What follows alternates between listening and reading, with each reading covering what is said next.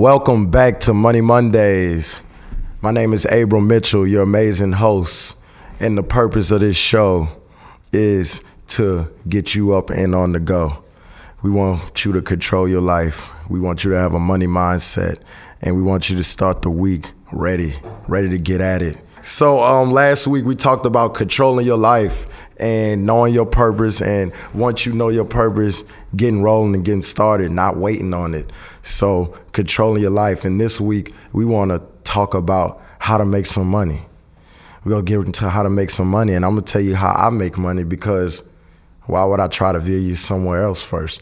So, today our main topic is we're going to teach you how to become a real estate investor in 5 steps. 5-step process I use to get started in real estate. We're going to start with analyzing deals.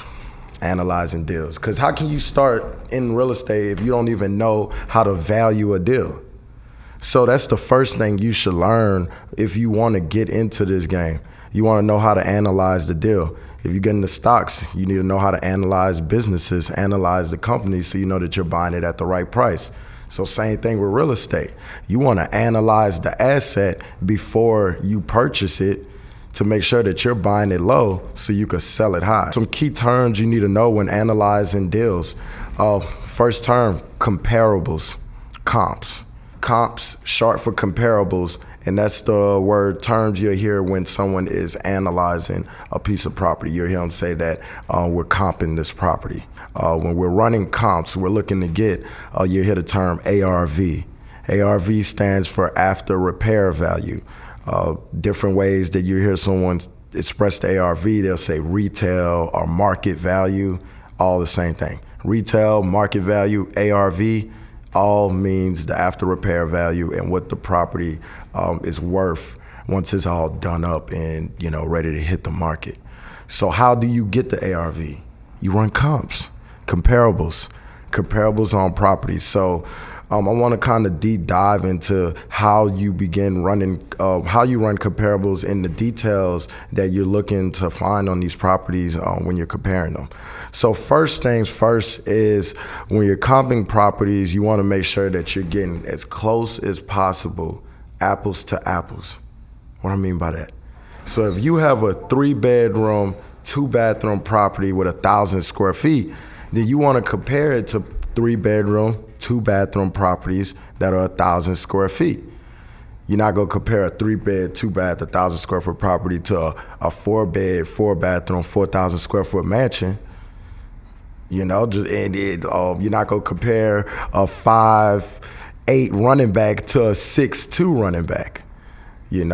So you want to get as close as possible, apples to apples, anytime that you're analyzing real estate. It's rule number 1. So you'll hear people talk about the specs.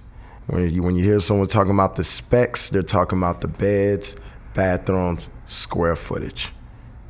Number 2, time frame. So whenever we're comping properties, you're going to have a subject property, which is subject A, and you're going to look for other properties that sold recently.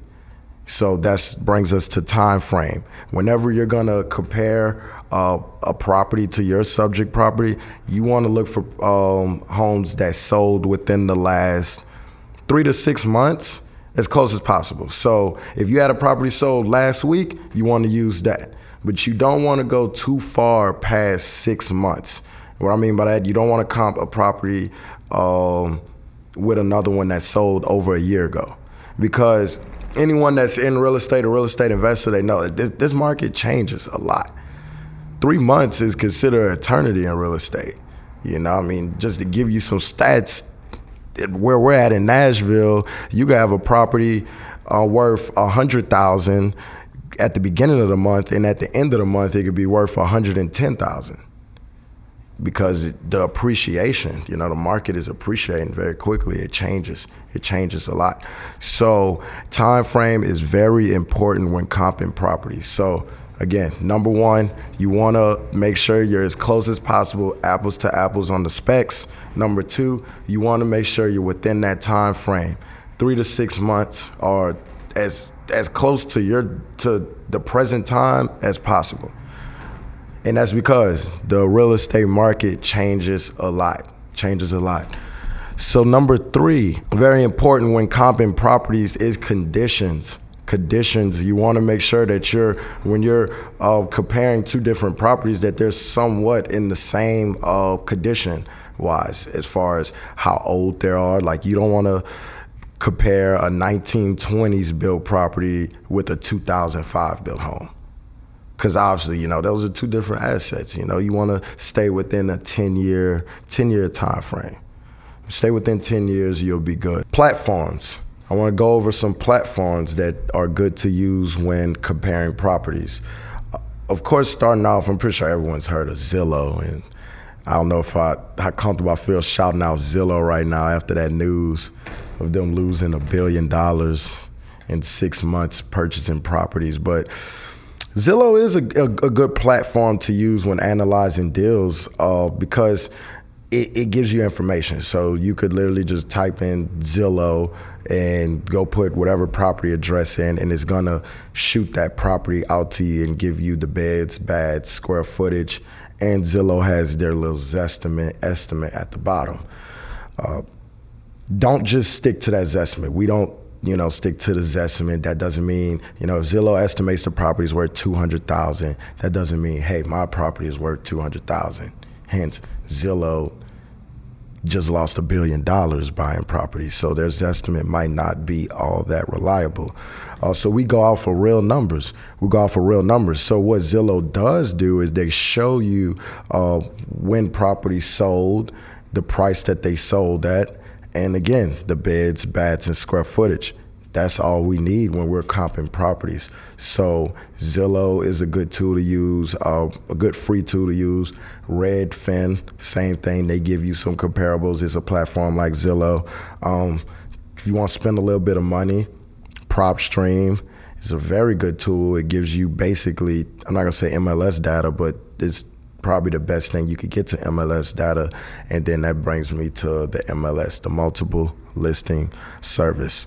And the MLS is the platform that agents use to list properties. So there's pretty much all the information you could get on there, all the sales recorded there, all public data is there. So whatever data Zillow, Redfin, or PropStream doesn't have, the MLS is gonna have, and they're gonna be the most accurate. Now, of course, you need to be licensed when getting the MLS. You can get access to the MLS without being licensed. You just got to network in the market, find you an agent, maybe, create a strategic partnership. You give them retail leads. In return, they give you admin access to their MLS. Now you can run the best comps accessible to you, because Zillow, Redfin, PropStream, they're good tools, but they're not the MLS. They get the job done. So when you're comping a property, I want to go back over it again. Very important to be as close as possible, apples to apples on the specs. Number 2, you want to be make sure you're on a good time frame, 3 to 6 months, or as close as possible to the present. You don't want to go too much past 6 months. Why? Because the real estate market changes month to month at this point.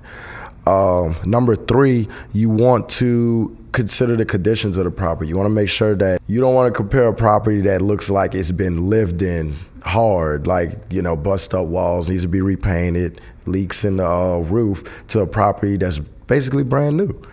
And you don't want to compare a 1920s built home to a 2005 built home. So make sure you're within a 10-year time frame, and you'll be good when comparing properties. Why is it important to know how to analyze properties? It's important to know how to analyze properties because you want to be able to get that ARV, after repair value.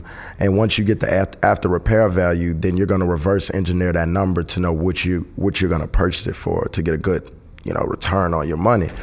So I want to kind of back up a few steps. When you're getting the ARV, you want to make sure that you are grabbing about 3 to 5 properties that fit the specs. Step 1, like we said, close as possible, apples to apples, time frame, and conditions. Also distance. So when you're trying to get the ARV of the property, you want to find the 3 to 5 best comps that sold within quarter to half a mile radius of your property.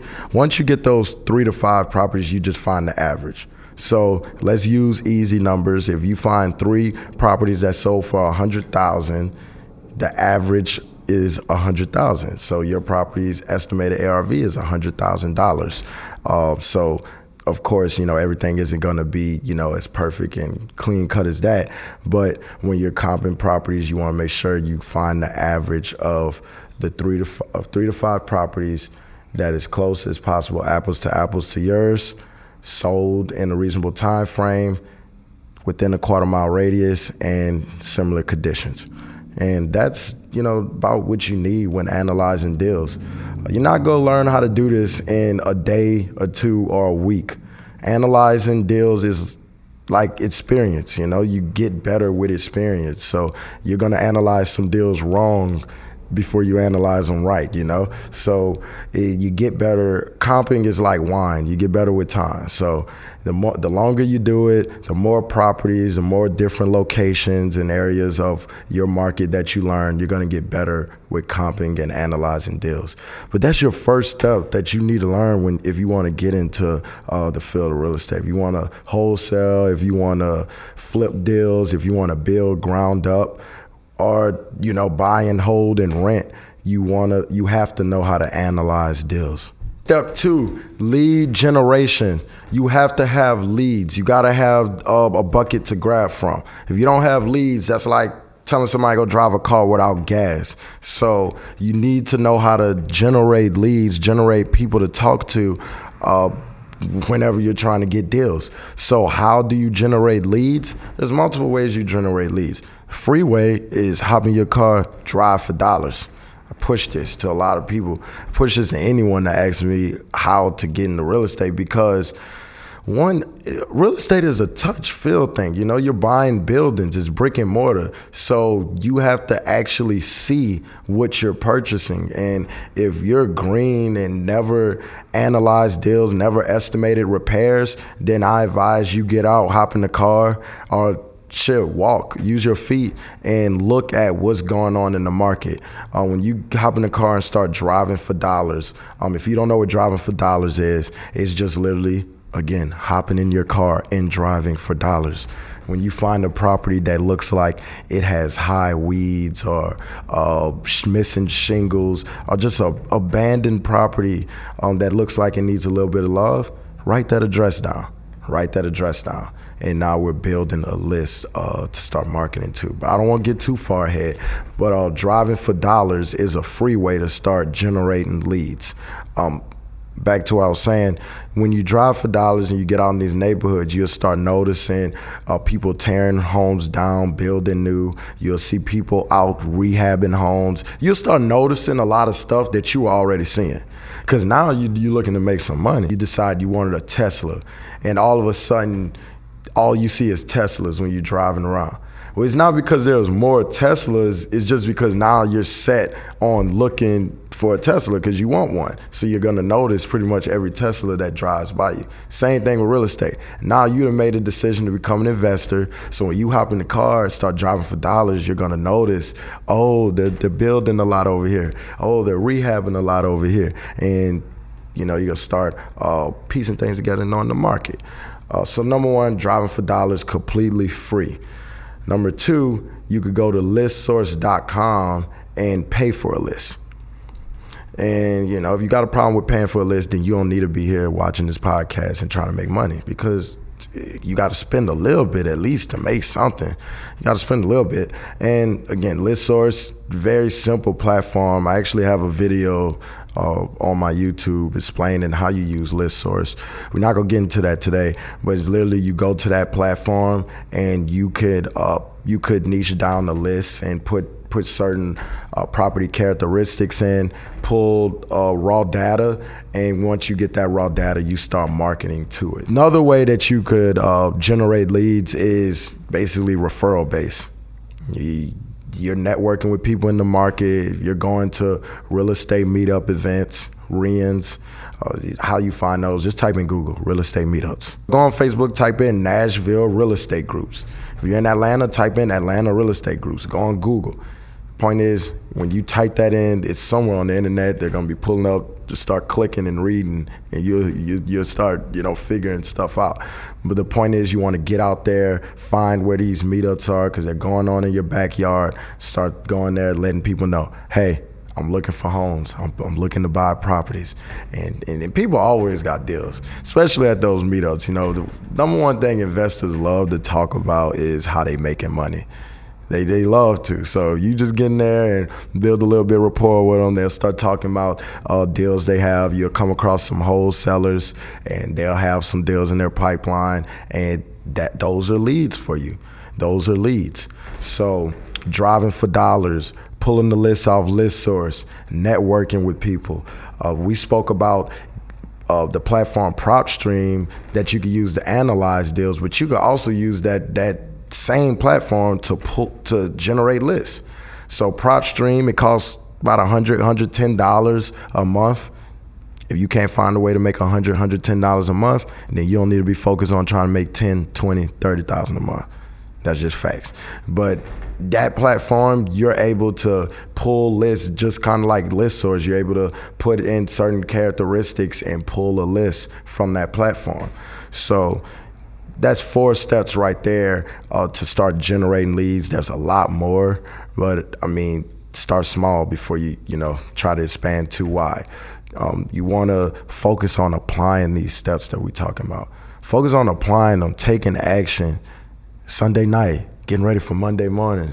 That's why we call this podcast Money Mondays. So these actionable steps that I'm giving you, start applying them. 1, start learning how to analyze deals. 2, now you're knowing how to generate leads. That brings us to the 3rd step, marketing. It's a marketing business, most real estate investors are really good at marketing too, because they have to get in front of these people that they're looking to purchase properties from. So once you generate this list and these leads, you want to start marketing to them. How do you market to them? Direct to seller. One thing we like to do is cold call. We're going to just pick up a phone and give these people a call and ask them, hey, are you interested in selling your property?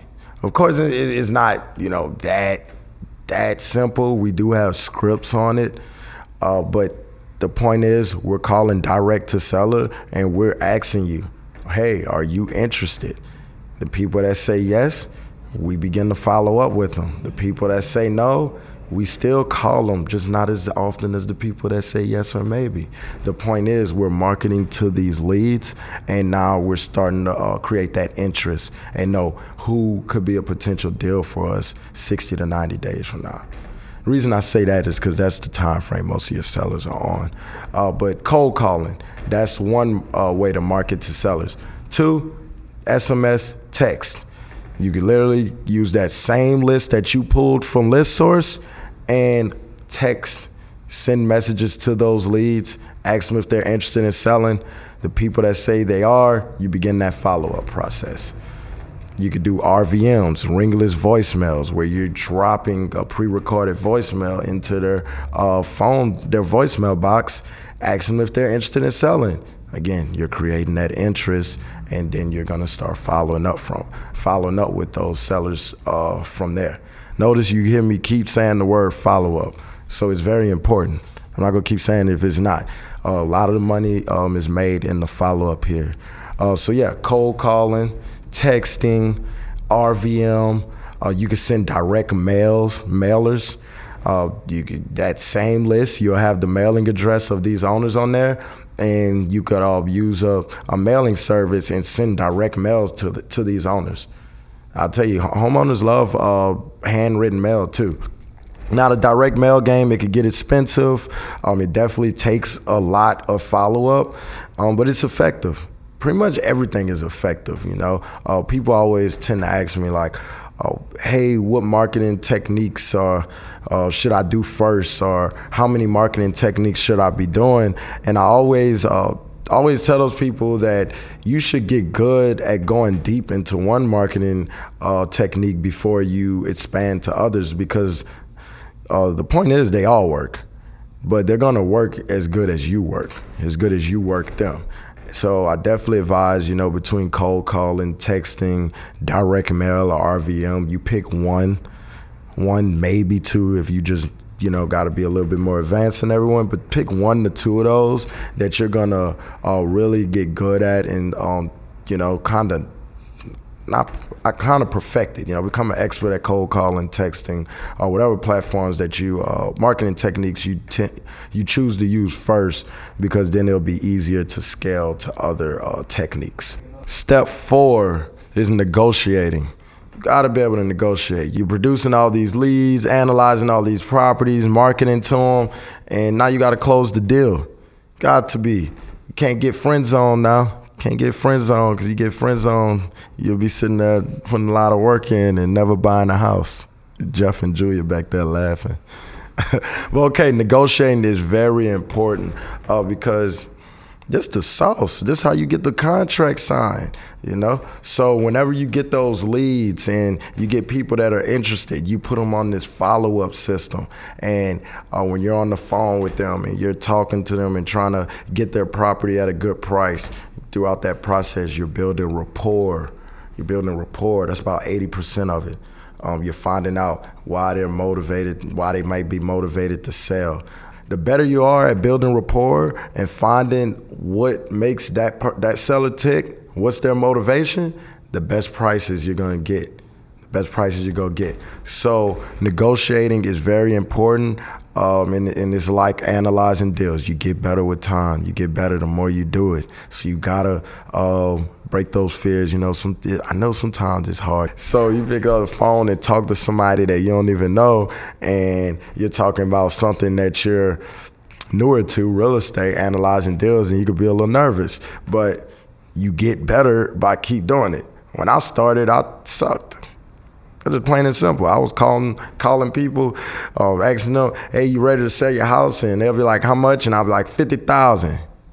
And they'll hang up, laugh, and but I learned from my mistakes. I learned from what I didn't know, so I did my research. I got on YouTube University. I bought courses, got mentors, and I got better. And also with the experience, I got better. So you have to do it to get better. But the better you are at negotiating, following up with people, the more deals you're gonna get. So once you got those 4 steps figured out, and now you're ready to build a team behind this, that brings us to step 5, scale. You're doing the first 4 steps, but you're just doing it more over and over again, and you're doing it at scale. And now at that point, you look up and you're a real estate investor with a real estate company. So number 1 is analyzing deals. You have to be good at analyzing deals. You got to know what it's worth before you know what you're going to pay for it. Number 2, you got to be good at generating leads. You got to have people to talk to. You got to have people to call, because then that brings us to step 3, marketing. Once you market to them, then you create that interest. Once you create that interest, you start following up, which is step 4, negotiating, following up. And now you're going to just do it at larger scale, which is step 5. And now you have a company at that point. You have a real estate company. So that's 5 steps on how you could start making money in real estate. And of course, we didn't deep dive into, every intricate detail about each step, but that's why you do your research, Start doing your research, start analyzing deals, start searching up some of these key topics we talked about today. You start getting that experience right then and there. And more importantly, once you do a little bit of research, start taking action. Pull your list from ListSource, get out there, get in your car, drive for dollars, pick up the phone, start calling people, talking to people, and you do that enough, you'll have your first contract. And then, there's a few steps in between then to start making you some money. At that point, whether you wholesale the deal, assign it, flip it off market to another buyer, or you find those funds yourself from the bank or a hard money lender or private lenders, whoever else, find that money is sold every day, OPM, and you take that deal down and get the ROI yourself. either way, you got to be able to find a deal. You got to be able to find a deal to get a deal. If you don't have a deal to buy, then you can't create the money. You can't create your spread. So start taking those steps. Start taking those steps. It's Monday today. And that concludes about our 5 steps. 5 steps to becoming a real estate investor. Of course, you can get more into detail into this, but the point is for y'all to start taking action. Start getting into this right now. I'm going to see y'all again next Monday. Y'all learned how to make some money this Monday, so you might make some money by next Monday. All right, that concludes episode 2 of Money Mondays. Today, we gave you 5 steps on how to become a real estate investor. It's up to you to do more research and take action at the same time. Come see us again next week. We'll be talking about more ways that you could get into this field, more ways you can make money. And in the meantime, like, subscribe, share this show, YouTube, Abram Money Mitch, and come back next week.